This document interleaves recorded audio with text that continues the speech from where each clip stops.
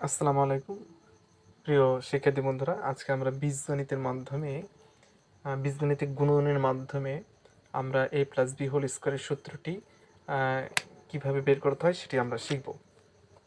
তো বন্ধুরা দেখো, প্রথমে আমরা a প্লাস বি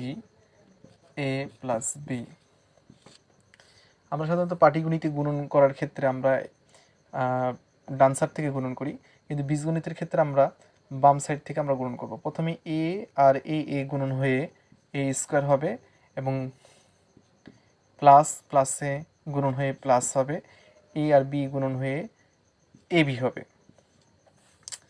তো আমরা যেমন পাটিগণিতের গুণনের ক্ষেত্রে যেমন এক ঘর ফাঁকা দিই, তো আমরা এখানে এই ঘরটা ফাঁকা দেব।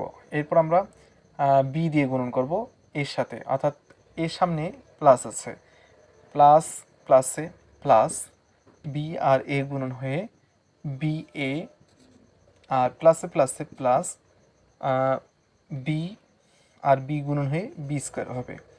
তাহলে এখন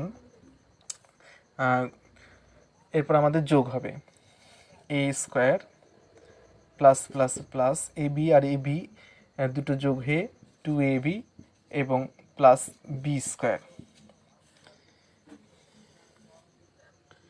তাহলে আমরা এখন লিখতে পারি a+b² a² plus 2ab plus b²। ধন্যবাদ বন্ধুরা ভিডিওটি দেখার জন্য। আজকের মতো এখানে, আল্লাহ হাফেজ।